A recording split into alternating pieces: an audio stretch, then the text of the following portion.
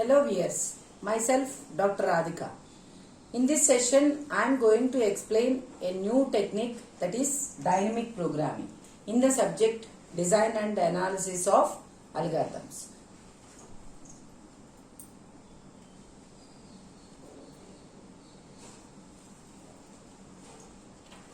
So dynamic programming is an algorithm design method that can be used when the solution to a problem can be viewed as a result of a sequence of decisions. So the difference between the greedy method and the dynamic programming. So already we have seen what is meant by the greedy method. So the difference between the greedy method and the dynamic programming is, in greedy method we will take only one decision. That is, we will take only one decision. So already we have discussed that at each stage we will take a decision, that is which one is the best one depending upon the optimization measures.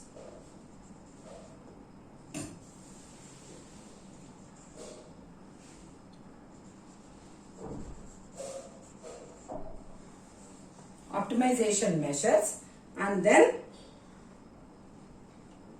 then your solution is generated, that is your optimal solution is generated. But in the case of dynamic programming, here what we will do is we will consider many sequences. So that means here many sequences will be generated.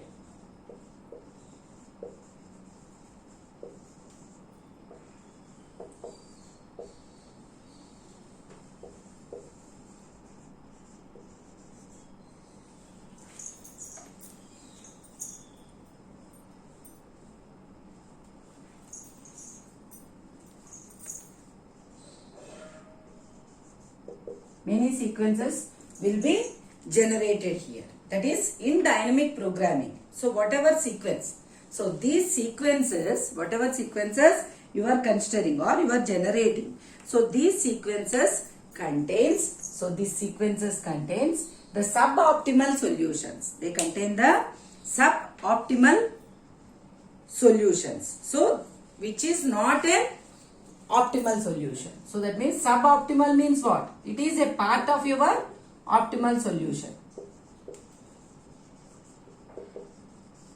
So that is in greedy method, here the sequences containing the suboptimal sequences cannot be optimal. So if you are using, so that means what? So whatever in the case of greedy method, so sometimes, so if you take only one decision, so it may not go, so here what is the difference between the dynamic programming and greedy method is, so here you are taking only one decision, but in the case of dynamic programming you are considering many sequences. So that means what? Here we have to look at all possible decision sequences to obtain an optimal decision sequence. So you have to consider, you have to look at all the possible decision sequences. So if you consider all the possible decision sequences, then you can get the optimal decision sequence.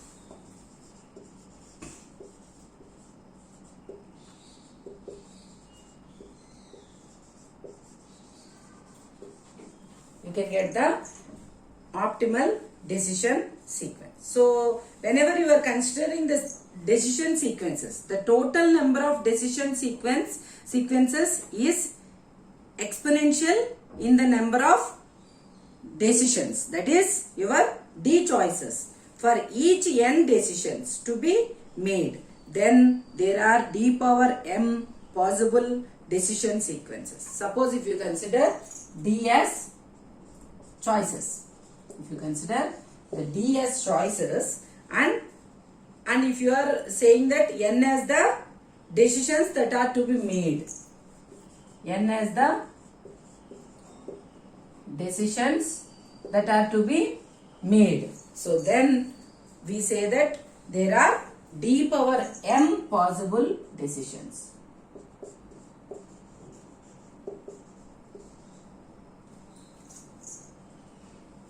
possible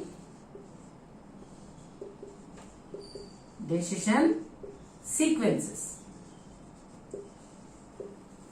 Decision sequences. So that means here it is exponential. It is what? It is exponential.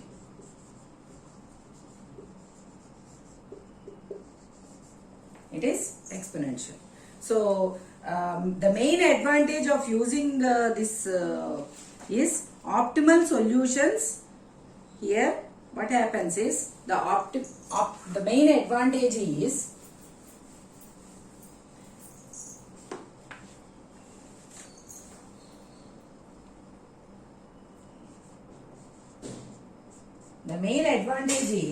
optimal solutions to the sub-problems are retained so as to avoid recomputing their values. So here the optimal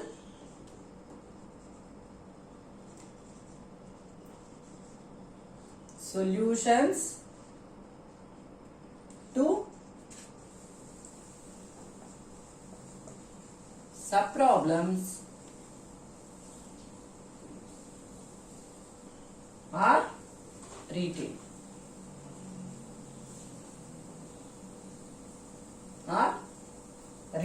So that means by retaining the optimal solutions to sub-problems, what happens? So you can avoid the recomputation of those values. So the use of these tabulated values makes it natural to recast the recursive equations into an iterative algorithm. So in order to use this technique, so we will be using, that is for getting the set of sequences. So you will choose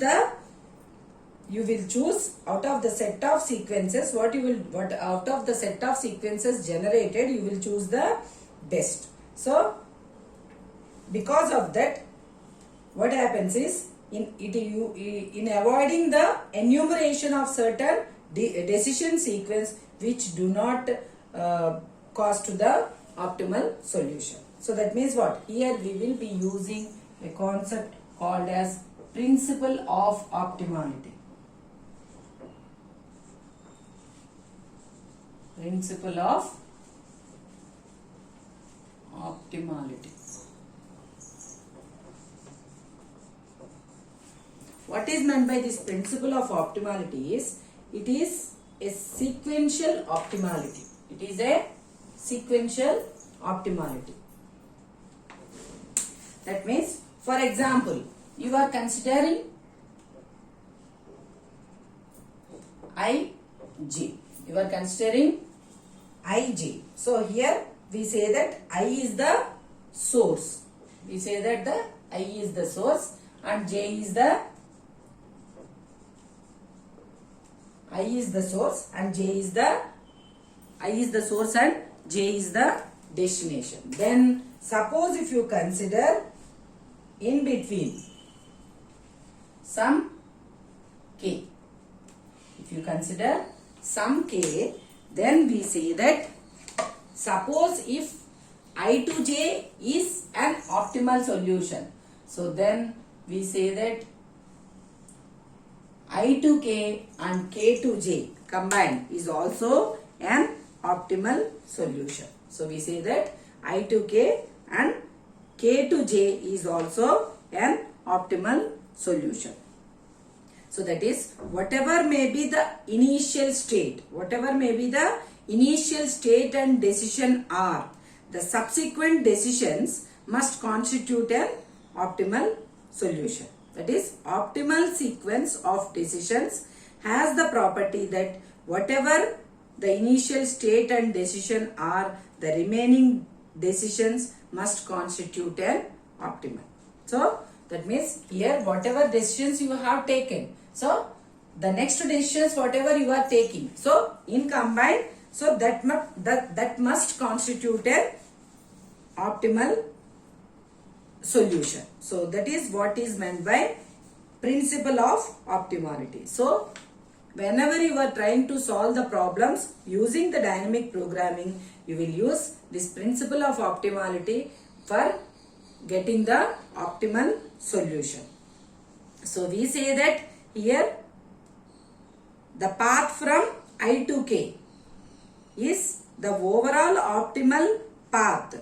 Then the principle of optimality says that the subpaths, suppose if you say that I to K is optimal. So suppose if you say I to K is optimal. So then the principle of optimality says that the subpaths from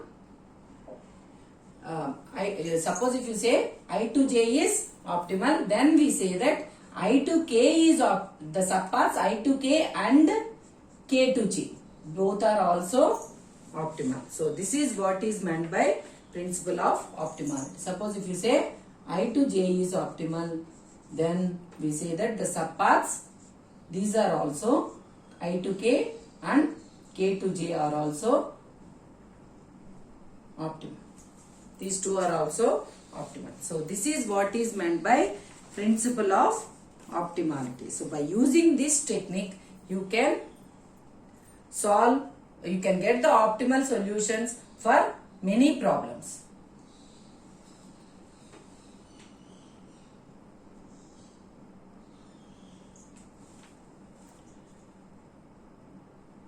Thank you for watching the video.